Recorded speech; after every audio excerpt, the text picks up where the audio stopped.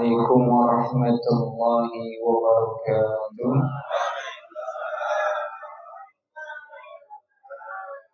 الحمد لله رب العالمين. اللهم صل وسلم على سيدنا ومولانا محمد وعلى آله وصحبه أجمعين. رب اشرح لي صدري ويسر لي أمري واحلل عقدة من لساني يفقهوا قولي وسادد لساني واهد قلبي بحق سيدنا محمد صلى الله عليه وسلم. سبحانك لا علم لنا إلا ما علمتنا إنك أنت العليم الحكيم. أما بعد. Alhamdulillah, puji syukur kepada Allah Subhanahu wa taala yang mana Allah masih memberikan kita nikmat kesehatan dan nikmat iman dan nikmat kesempatan untuk hadir di dalam undangan Sohibul Hajat, yang mana kita barusan membaca tahlil, membaca Quran yang pahalanya begitu besar dan kita hadiahkan kepada almarhum dan almarhumah. Bahkan di dalam suatu hadis, man qara'a, barang siapa yang membaca Al-Quran harfun, satu huruf, akan dicatat sebagaimana satu hurufnya asyara hasanah, 10 kebaikan. La aqulu alif lam mim walakin alif asyara, alifnya 10, lamnya 10, mimnya 10. Sudah berapa banyak yang kita baca tadi, alhamdulillah. Dan salah satu bentuk untuk rasa hati ini tenang dengan membaca Quran dan mendengarkan ayat-ayat Allah. Bahkan kalau sering dikatakan juga, kadang dengarkan Quran, minimal mendengarkan Quran kalau memang tidak mampu untuk membaca. Karena dengan mendengarkan Quran itu ada nilai pahala dan ibadah, apalagi membaca. Bahkan kata ulama, seandainya ada orang yang hafal Quran, dia baca Quran tanpa melihat. Ada orang yang tidak hafal Quran, dia membaca melihat. Yang membaca dengan melihat Quran dapat 2 pahala. 1 pahala qiraah, 2 pahala nazar, memandang Al-Quran. Jadi memandang Al-Quran pun dapat pahala. Alhamdulillah, bahkan salah satu di dalam kitab Abu Yasir Al-Maliki, kitab hadis, itu dijelaskan, dikumpulkan hadis-hadis rumah yang tidak pernah dibacakan Al-Quran, di situ akan terkumpul para jin dan syaitan nongkrong dari situ, senang.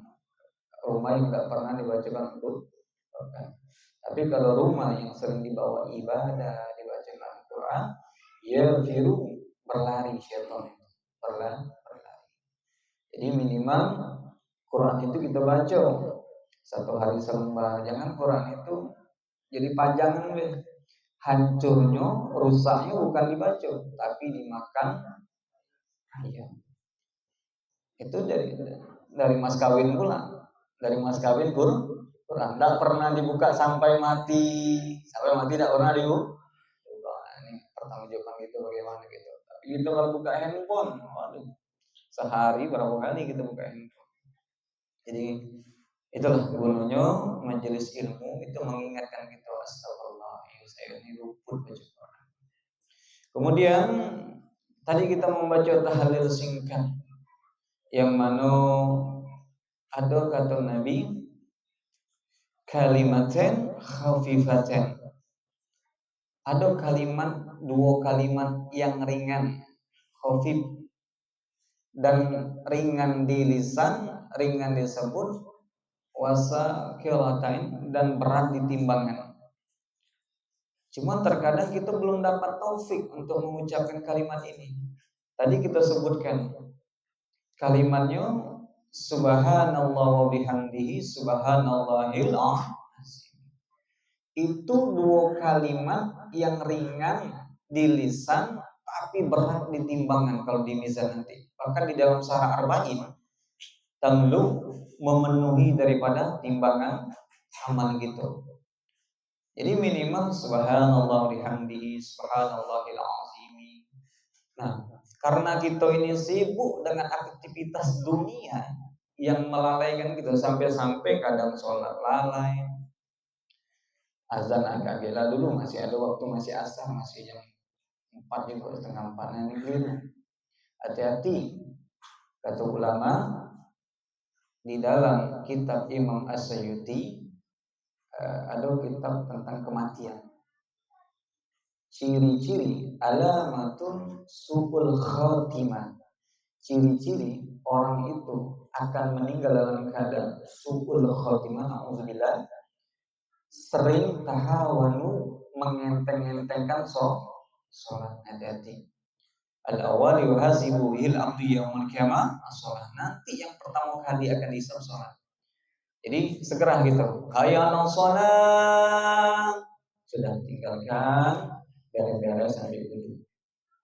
Kalau kawan manggil Heri, misal keluar langsung cepat. Kalau Allah yang manggil hayya 'alas shalah, kadang gitu tak cecek tak mendengar.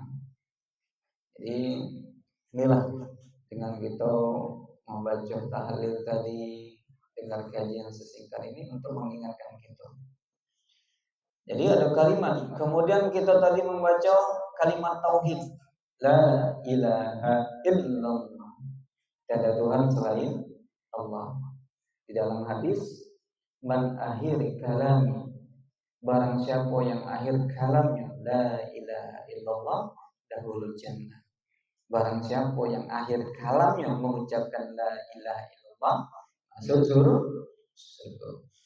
Kalau di dalam kitab fikih dibahas, orang yang lagi nazak sakaratul maut itu sunnah gitu untuk mendampingi dan mentalkinkan ya.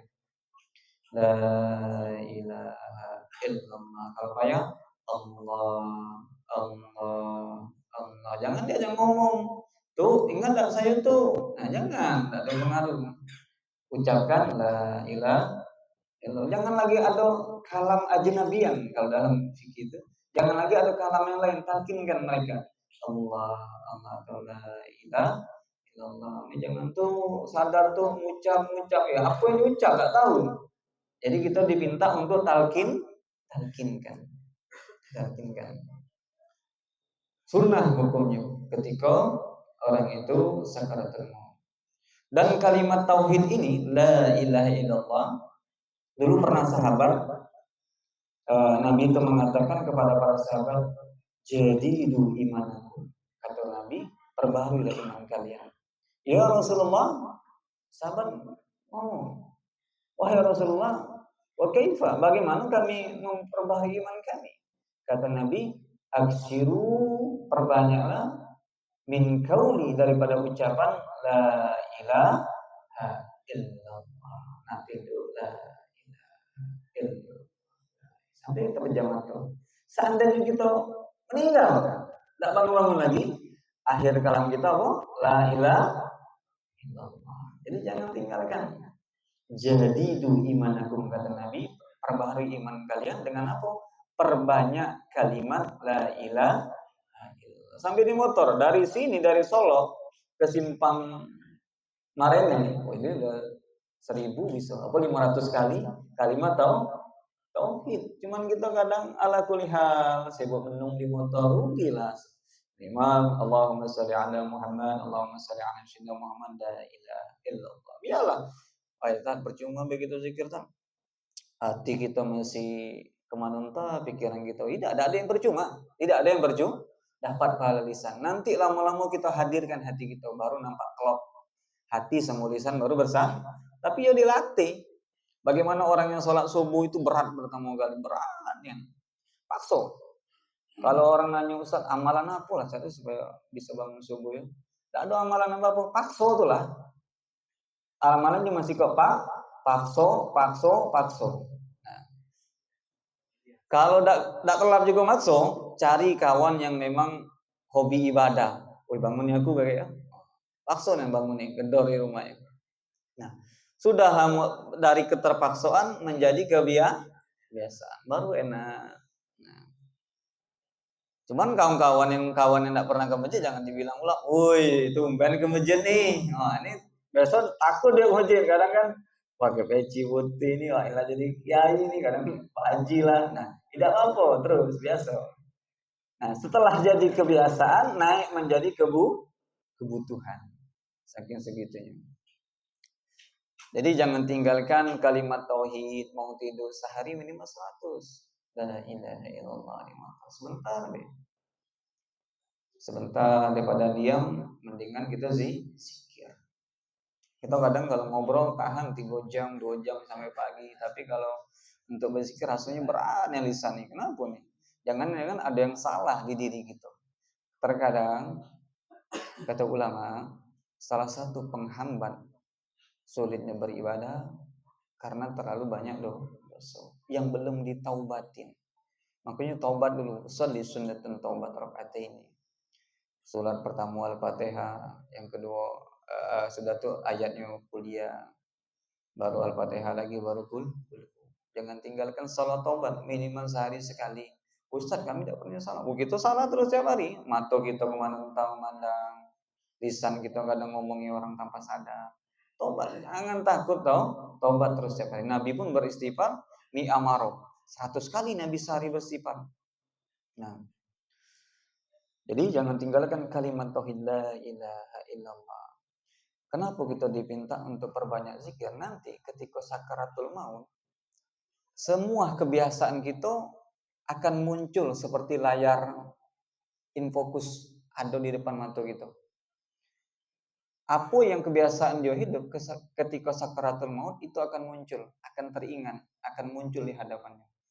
Begitu juga kalau dia sering mengucapkan la ilaha illallah, akan mudah lisannya untuk mengucapkan la ilaha illallah ketika dia sakaratul. Ketika Imam Ghazali pun beliau mengatakan, ya mutul mar'u ala ma'asya'alih. Manusia itu akan dimatikan dengan sesuai kebiasaan mereka. Makanya kita na'udzubillah, kadang kita nengok video-video lagi nyanyi-nyanyi meninggal di pentas. Itu kebiasaan harian gitu. Kalau kita pingin meninggal dalam keadaan sujud, ya perbanyak sujud. Pingin meninggal dalam keadaan duduk di majelis orang-orang yang baik seperti ini, ya sering hadir dalam majelis yang baik. Kemudian tadi ada salawat. Allahumma salli ala Sayyidina Muhammad, ya Rabbi salli alaihi wa sallim. Tadi kita salawat. Man shalla alaihi wahidatan sallallahu alaihi bi asran. Barang siapa yang berselawat kepadaku satu kali, kata Nabi, akan aku balas 10 kebaikan. Bayangkan, sesingkat itu zikir yang kita lakukan, tapi dalam hadis fadilahnya begitu luar biasa. Subhanallah bihamdihi, memenuhi mizan. Barang siapa yang berselawat tadi, kita sudah berselawat, kemudian kita baca kulhu tadi. Itu di dalam hadis, orang yang baca kulhu itu man qiraati suratul ikhlas sulusul Quran, sepertiga Quran telah dikhatamkan. Tapi pahalanya pahalanya. Jadi alhamdulillah, inilah majelis ini nanti akan menjadi hujah kita di yaumul kiamah nanti. Kita tidak tahu amal-amal apa nanti yang bisa memberikan syafaat. Karena kita duduk di dalam majelis ilmu seperti ini, yang mana majelis ini majelis yang sangat dimuliakan oleh Nabi kita Muhammad SAW. Karena di sini bentuk salah satu pahala yang begitu besar, bahkan malaikat menaungkan sayapnya, membentangkan sayapnya untuk orang yang hadir di dalam majelis ilmu dan majelis zikir, dan Allah akan ampunkan mereka yang duduk di majelis ilmu. Bahkan di dalam kitab Lubabul Hadis, orang yang melangkah di dalam majelis ilmu, ketika dia melangkah kakinya beranjak dari majelis ilmu, Allah ampunkan dosa. Jadi luar biasa fadilah tentang salawat kepada Nabi dan berzikir kepada Nabi kita Muhammad SAW. Kemudian ada satu hadis Nabi, para ulama beliau menganjurkan di dalam kitab Asail Ibad, amaruka bil khamsi wa annahaka anil khamsi. Yang pertama kata ulama, amaruka bil ikhtimali azalki. Janganlah engkau berbuat yang tidak menyenangkan terhadap saudara-saudaramu, menyakitkan daripada manusia, minal azab, Aza itu menyakitkan. Terkadang kita tanpa sadar menyakiti manusia itu bukan dengan fisik, kadang dengan lisan, atau dengan perbuatan, atau dengan mengganggu barang-barang, ya itu sudah menyakitkan. Itu bentuk daripada dosa. Kalau dia tidak ridho, kita akan mendapatkan dosa tersebut. Kalau minta maaf sama Allah, ya mudah, Allah ampunkan. Nah, kalau dosa ini, kalau kesalahan ini belum dimaafkan sama manusia, kan sulit. Jadi solusinya gimana? Ya minta maaf dulu. Wa idkhalur raha, dan berikanlah kenyamanan adalah ikhwan kepada saudara sesama muslim. Jadi terkadang memang lisan tidak menyakiti, tapi tulisan sekarang ngomen yang tidak, komentar yang tidak baik. Nah, jadi sekarang ini lisan itu berpindah kepada jari, bukan lagi dengan lisan. Nauzubillah. Nah, jadi ada beberapa perkara yang kita tuh dipinta wala takunul lisan, dan jangan engkau selalu bicara hal-hal yang tidak bermanfaat. Jadi di dalam hadis ma yalfizu, tidaklah suatu lapas itu keluar daripada lisan ini illa ladaihi raqibun atid, kecuali ada malaikat raqib yang atid yang mencatat. Jadi setiap amal yang kita lakukan akan dicatat, dan setiap perkataan pun akan dihisab, akan dihisab. Makanya orang yang cerdas, mereka sebelum berbicara dia yatafakur qabla amal, berpikir sebelum bicara. Kalau aku ngomong kayak ini kira-kira benar tak ya? Allah ridho tak ya? Kalau aku ngomong seperti ini kira-kira orang itu sakit hati tak ya? Nah, itu yang kita pikirkan. Jangan sampai lisan ini keluar dicatat dosa dan menyakitkan orang, ditarik lagi sulit. Sulit. Bisa lagi tidak bisa. Nah, jadi orang yang cerdas, mereka selalu ada rasa khauf, rasa takut di dalam hati mereka. Bicara takut, ngomong ini berpikirnya panjang lebar, nak berbuat ini yang dipikirkan dampak dan akibatnya. Itulah gunanya pengetahuan di dalam agama. Apalagi kita yang udah di umur arba'ina sanatan, 40 tahun. Itu di dalam hadis Nabi mengatakan iza balagu arba'ina. Kalau sudah sampai seseorang itu umurnya 40 tahun, lam yugalibu, belum ada kebaikan. Kebaikannya itu masih minus, masih banyak kejahatannya. Di dalam hadis masahu syaitan ala wajhi, setan mengusap wajahnya. Apa kata syaitan? Wa abi, demi ayahku la yablahu, engkau tidak akan beruntung. Di dalam hadis lain riwayatnya setan qabala baina ainaini, mencium di antara dua matanya. Jadi kalau ada orang yang udah umur 40 belum juga taat kepada Allah, masih kata bahasa kita tuh lekoh dengan perkara dunia, sulit untuk berubah, dan ini malaikat setan datang mengusap wajahnya, demi ayahku engkau tidak akan beruntung dan engkau akan menemaniku di neraka. Jadi inilah gunanya sedikit-sedikit kita untuk hadir, tahlil singkat, untuk di majelis ini mengingatkan kita. Setidaknya kalau kita udah lalai, karena sifat dunia ini melalaikan. Apapun yang perkara dunia ini semuanya melalaikan. Jadi setidaknya jangan putuskan hubungan kita dengan majelis ilmu, majelis zikir, atau orang-orang soleh yang nanti akan menarik kita untuk kita bisa tetap istiqomah di jalannya Allah Subhanahu wa taala. Mudah-mudahan yang sedikit ini bermanfaat. Allah kabulkan hajat-hajat sahibul hajat. Insyaallah apa yang kita bacakan, apa yang kita kirimkan surah dan tahlil tadi, Allah terima dan sampai ke langitnya Allah Subhanahu wa taala. Ala haziniyah wa kulli niyatus sahih kama nawi salafun salih bisiril Fatihah. A'udzu billahi minasyaitonir rajim. Bismillahirrahmanirrahim. Alhamdulillahirabbil alamin arrahmanir rahim maliki yaumiddin. Iyyaka na'budu wa iyyaka nasta'in. Ihdinas siratal mustaqim. Siratal ladzina an'amta 'alaihim ghairil maghdubi 'alaihim waladdallin.